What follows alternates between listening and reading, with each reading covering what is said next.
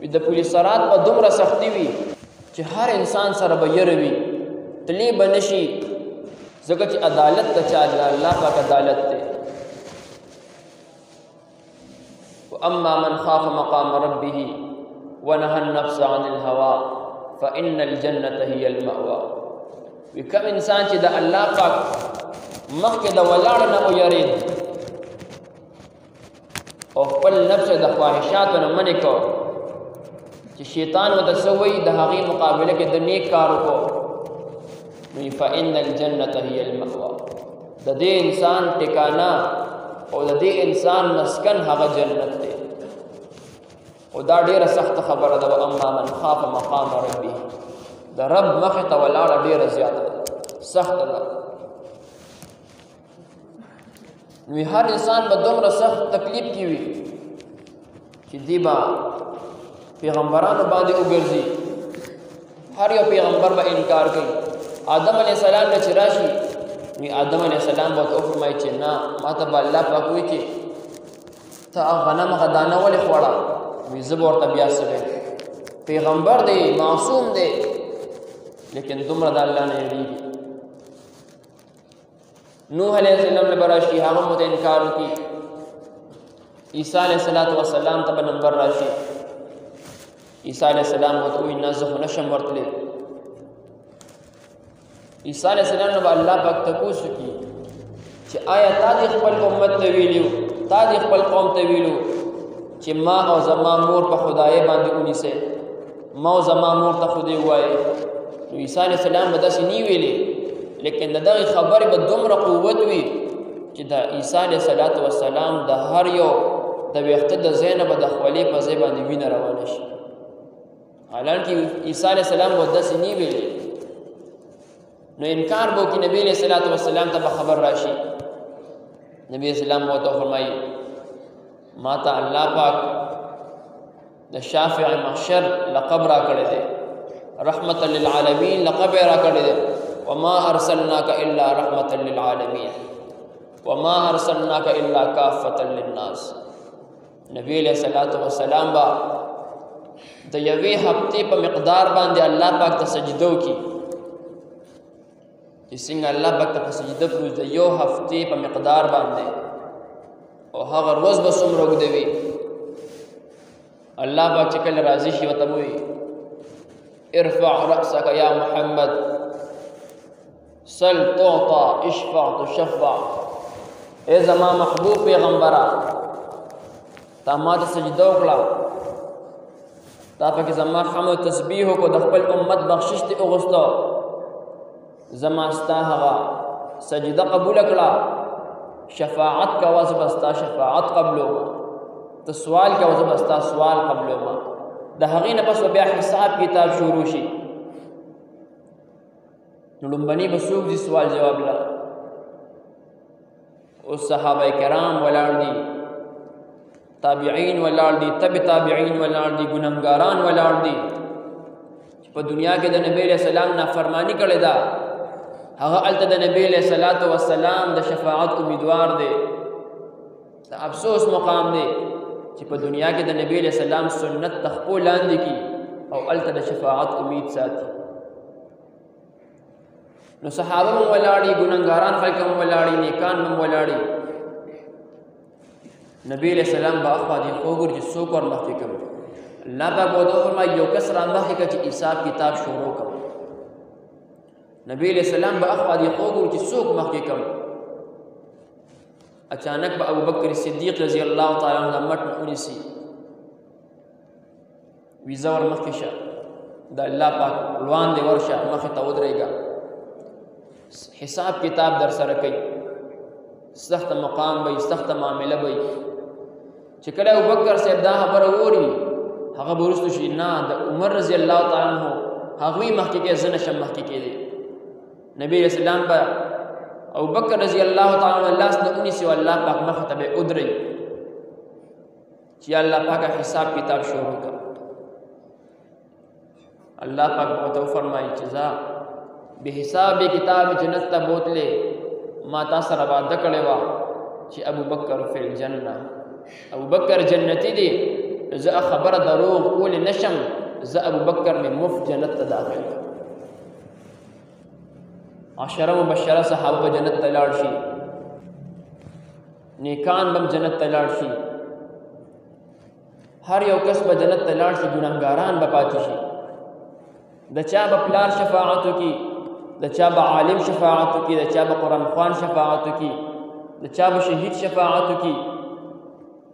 داسې کسان به پاتې شي چې هغه په دنیا کې اسم نو نه چې ته بچي حافظانو، نه پکې شهداو، نه پکې علماو، اسم پکې نو بې اثري ولاړې او اخوا دې خوا ګوري چې اوس بس کې یو څه زمونږ څه نشته، وخت تېر دی را باندې.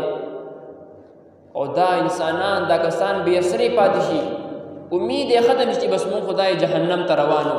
نبی علیہ الصلوۃ والسلام وایي دغه کسان له به زه په دغه وخت کې لاس ورکړم چې نور هېڅ سره پاتې نه ده. چې کله دا بندګانان د پولیسرات باندې تېرېږي نو ډېر سخت منزل به وي، ځکه د تورې نه تېره به وي، دا ویښتنه به نرۍ وي، لاندې به اور بلیږي.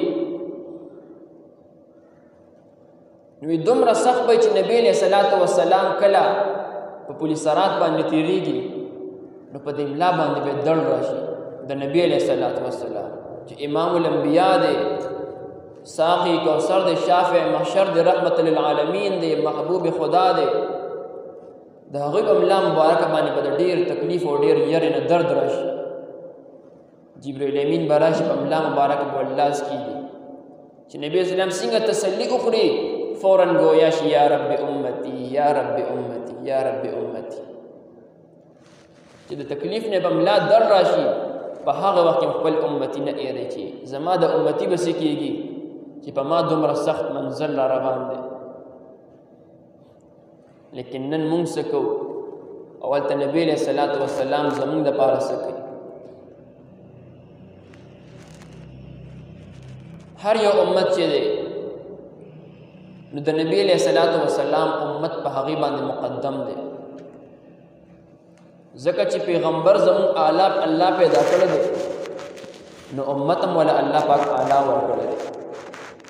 څومره پیغمبران چې دي د هغوی معراج په ځمکه باندې شوی دی، لکه موسی علیہ السلام ته موږ وګورو کوه طور چې څنګه ورته د الله پاک هغه تجلی ښکاره شوه، بېهوشه شو. نو دا د اویا زرو پردونه اخوا د الله پاک هغه تجلی ښکاره شوه.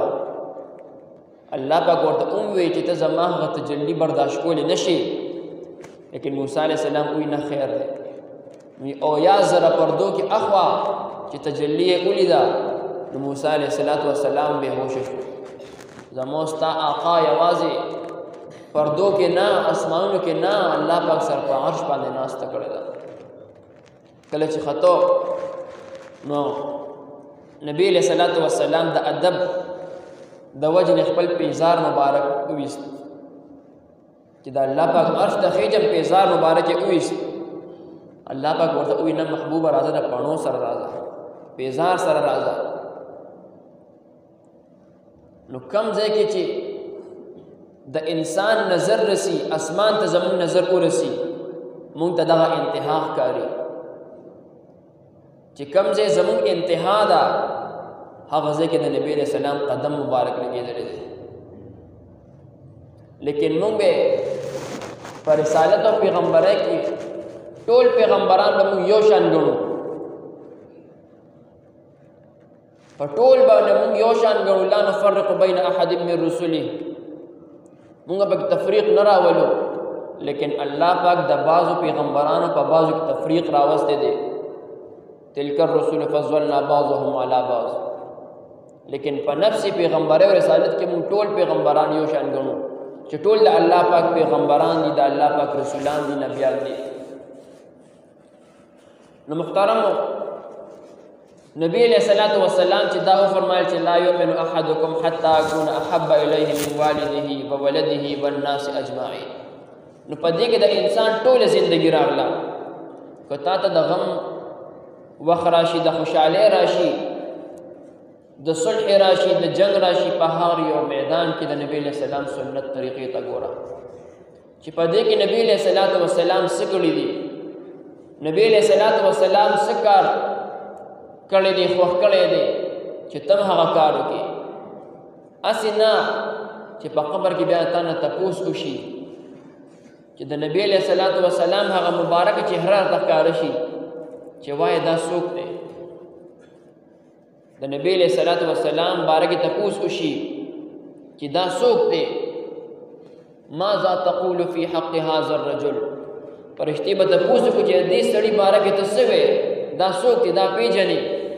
نو که چېرې تا په خپله زندګۍ کې د نبی علیہ الصلوۃ والسلام طریقې اپلای کړي دي، په هغې باندې کار کړی دی، ځان کې راوستی دي، اطاعت ته کړی دی، نو ته به ورته بغیر شکه وایې چې دا زما پیغمبر دی، دا محمد رسول الله صلی الله علیه وسلم دی.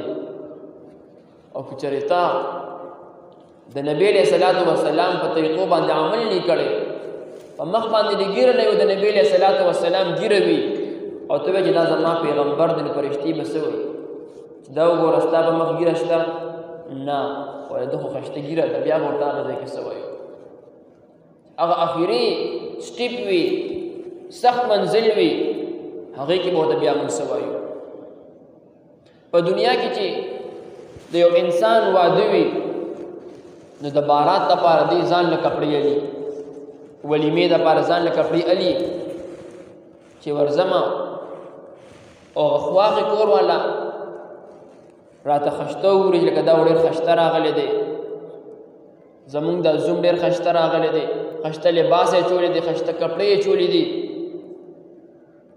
نو دا انسان هم دا د الله پاک یو مېلمه دی، دې دنیا ته رالیږلی دی. او دا قبر دا د ده هغه کور دی. دنیا ته یو انسان څنګه راغی، په خپې معذور راغی، نو که د دنیا ټول ډاکټران ماهران په دې وګرځي او ریسرچ پې وکړي، نو دله هغه خپه صحیح کولی نه شي. نو همدغه رنګې په دې دنیا کې انسان څنګه عمل وکړو او د دنیا نه آخرت ته څنګه لاړ، او مقصې به وي د هلته نیک اعمال نور نه کېږي.